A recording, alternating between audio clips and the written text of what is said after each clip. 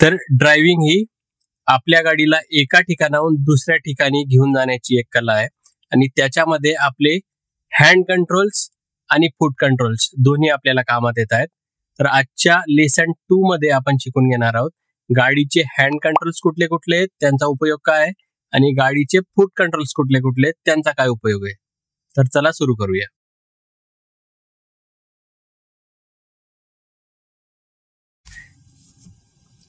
तर गाडीच्या hand controls मध्ये मेन 3 कंट्रोल आहेत. एक स्टेअरिंग, दुसरं गिअर आणि तिसरा हँड ब्रेक. हे 3 मेन कंट्रोल्स गाडीला चालवण्यामध्ये आपली मदत करतात. अजूनही काही हँड कंट्रोल्स आहेत, जसं वायपर ऍडजस्ट करणं, headlight levellers, hazard light, AC, music system. हे गाडी चालवताना आपल्याला कम्फर्ट देण्यासाठी किंवा इंडिकेशन देण्यासाठी वापरले जाणारे सपोर्टिव्ह कंट्रोल्स आहेत. ते पण आपण नंतरच्या व्हिडिओमध्ये बघून घेणार आहोत.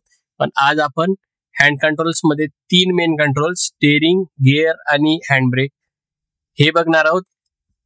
तर स्टार्ट करूया हँड कंट्रोल्स पासून. स्टेअरिंग जे गाडीला मॅन्युअर करण्यासाठी आपण उपयोग करतो. जर तुम्हाला लेफ्ट जायचं असेल तर गाडीचं स्टेअरिंग आपल्याला लेफ्ट फिरवायचं आहे, राईट जायचं असेल तर राईट फिरवायचं आहे. आता आपण समजून घेतोय गिअर लिव्हर जे हँड कंट्रोल्स मध्ये. तर गाडीचे गिअर्स कसे स्लॉट झालेले आहेत याच्यावर ऑलरेडी मार्क आहे. काही गाड्यांना 6 गिअर असतात प्लस रिव्हर्स.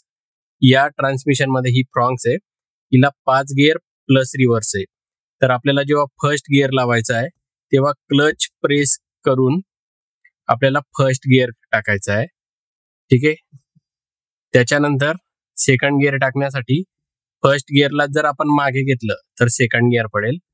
नंतर गाडी ही न्यूट्रलला आली, परत सेंटरला आहे म्हणजे न्यूट्रलला आहे आणि मी लेफ्ट आणि राईट जे ते करू शकतोय म्हणजे गाडी न्यूट्रलला आहे. थर्ड गिअर टाकायचं असेल तेव्हा गाडी जेव्हा न्यूट्रलला आहे तेव्हा वरती केलं तर थर्ड गिअर आहे, खाली केलं तेव्हा फोर्थ गिअर आहे. फिफ्थ गिअर टाकण्यासाठी मी राईटला पुश करेल आणि वरती करेल म्हणजे फिफ्थ गिअर लागला. आणि रिव्हर्स जेव्हा घ्यायची असेल तेव्हा मला लेफ्ट करायचे आणि रिव्हर्स घ्यायची गाडी. परत एकदा बघून घेऊ.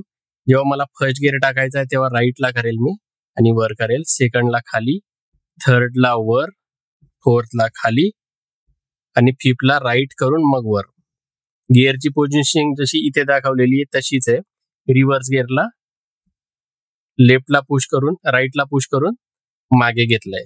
रिव्हर्सचा गिअर आपल्याला तेव्हाच टाकायचा आहे जेव्हा गाडी एकदम स्टेबल असेल किंवा 0 स्पीडला असेल, त्यावेळेसच आपल्याला रिव्हर्स गिअर टाकायचा आहे. काही गाड्यांमध्ये रिव्हर्स गिअर जो आहे तो फर्स्ट गिअरच्या बाजूला प्लेस असतो. त्याच्यासाठी त्यांनी एक लिव्हर दिलेलं असतं, सेफ्टी स्विच त्याला आपण म्हणू शकतो. एक तर तो सेफ्टी स्विच इथे असेल किंवा इथे पण बटन असतं. तर ते प्रेस करून किंवा लिव्हर वर करून आपल्याला जे ते रिव्हर्स गिअर टाकायचं आहे. त्यामुळे काय होईल, फर्स्ट गिअरला गाडी न जाता रिव्हर्स गिअरला जाईल प्रॉपरली आणि आपण त्या डायरेक्शनला जे ते मूव्ह करू शकतो. हे होतं गिअरचं पोझिशनिंग आणि गिअर कसे टाकायचे. आता गिअरची गरज गाडीमध्ये का पडते, तर जितका कमी गिअर असेल तितकी जास्त पॉवर गाडीला भेटते आणि जितका जास्त गिअर असेल तितकी जास्त स्पीड गाडीला भेटते. जितका कमी गिअर तितकी पॉवर जास्त, स्पीड कमी, आणि जितका जास्त गिअर तितकी पॉवर कमी, स्पीड जास्त. जर फर्स्ट गिअर असेल तर पॉवर जास्त, सेकंड गिअरला त्याच्यापेक्षा थोडी कमी पॉवर, त्याच्यानंतर थर्ड गिअर, फोर्थ गिअर आणि फिफ्थ गिअर. तर जसा जसा गाडीचा स्पीड वाढत जाईल तशी तशी आपल्याला पॉवर जी ती कमी लागेल. जेव्हा गाडी स्टेबल असते किंवा थांबलेली असते तेव्हा आपल्याला जास्त पॉवरची गरज पडते गाडीला पुश करण्यासाठी. त्यामुळे आपण फर्स्ट गिअर मध्ये गाडी जी आहे ती उचलतो किंवा स्टार्ट करतो आणि त्याच्यानंतर एक एक गिअर जे आहे सेकंड, थर्ड, फोर्थ असं करत करत गाडी आपण टॉप गिअरला नेतो. तर त्याच्यासाठी आपल्याला गाडीच्या स्लॉटिंगची आणि गिअरिंगची गरज पडते. आणि रिव्हर्स मध्ये गाडी आपल्याला एकदम स्लो न्यायची असते म्हणून रिव्हर्सचा एकच गिअर आहे. हे केल्यानंतर 0 स्पीड मध्ये जे ते आपण स्टार्ट करतो आणि हळूहळू क्लच सोडून हाफ क्लच मध्ये गाडी रिव्हर्स घेतो. तर अशा प्रकारे आपल्याला गिअर लावून घ्यायचे आणि गिअरची काय गरज पडते ते आपण बघून घेतलं. तर आता आपण बोलून घेऊ गाडीच्या हँडब्रेक बद्दल.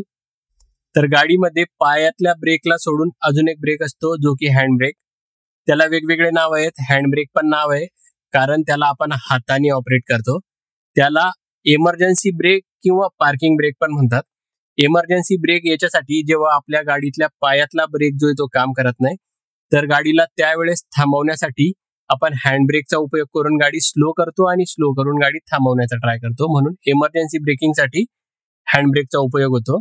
त्याच्यामुळे त्याला इमर्जन्सी ब्रेक पण म्हणतात. आणि जनरली आपण वापरतो पार्किंग मध्ये गाडी जेव्हा लावतो तेव्हा गाडी स्लोपवर असेल तर आपण पार्किंग ब्रेक जो आहे तो पुल करून ठेवतो, जेणेकरून गाडी पुढे जाणार नाही आणि मागे येणार नाही. तर हा उपयोग आहे हँड ब्रेकचा. तर हँड कंट्रोल्स मध्ये 3 कंट्रोल्स आपण बघितलेत: स्टेअरिंग, गिअर आणि हँड ब्रेक.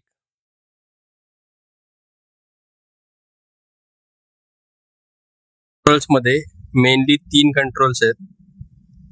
जर तुमची मॅन्युअल ट्रान्समिशनची गाडी असेल तर ॲक्सिलरेटर, ब्रेक आणि क्लच, ABC अशा क्रमाने तुम्ही लक्षात ठेवू शकता. तर 1 बाय 1 आपण प्रत्येक पेडलचं जे ते फंक्शन जे ते समजून घेऊ. तर सुरुवात करू क्लच पासून. तर क्लचचं काम काय? गाडीच्या इंजिनचं आणि ट्रान्समिशनचं कनेक्शन ब्रेक करणे आणि कनेक्शन जोडणे हे क्लचचं काम आहे. तर जेव्हा आपण क्लच प्रेस करतो तेव्हा गाडीचं आणि इंजिनचं कनेक्शन जे ते ब्रेक होतं, आणि जेव्हा आपण क्लच रिलीज करतो ते कनेक्शन जे ते रिस्टोर होतं आणि गाडी ज्या गिअरमध्ये आपण टाकलेली आहे त्या गिअरमध्ये चालायला लागते. नंतर ब्रेक पेडल जे आहे, ब्रेक पेडलचा उपयोग गाडीला थांबवण्यासाठी होतो. गाडी फॉरवर्ड गिअरमध्ये असेल तरीही गाडीला थांबवण्यासाठी ब्रेकचा उपयोग होतो, आणि गाडी रिव्हर्स जात असेल तरीही गाडीला थांबवण्यासाठी ब्रेकचा उपयोग होतो. पण ब्रेकला उपयोग करण्याची वेगवेगळी पद्धत आहे. फक्त ब्रेक केव्हा वापरायचा आहे, ब्रेक क्लच सोबत केव्हा वापरायचा आहे, ब्रेक क्लचच्या आधी केव्हा वापरायचा आणि क्लचच्या नंतर केव्हा वापरायचा आहे, या सर्व गोष्टी आपण नंतरच्या लेसन्स मध्ये जे ते समजून घेणारच आहोत. पण आता फक्त आपल्याला समजून घ्यायचं आहे की ब्रेकचा उपयोग जो आहे तो गाडीला थांबवण्यासाठी आपण करणार आहोत. त्याच्यानंतर थर्ड पेडल आहे आपलं ॲक्सिलरेटर. सरळ भाषेमध्ये आपण त्याला रेस पेडल पण म्हणतो. तर ॲक्सिलरेटरचा उपयोग जो आहे गाडीच्या इंजिनला आणि गाडीला स्पीड देण्यासाठी आपण करतो.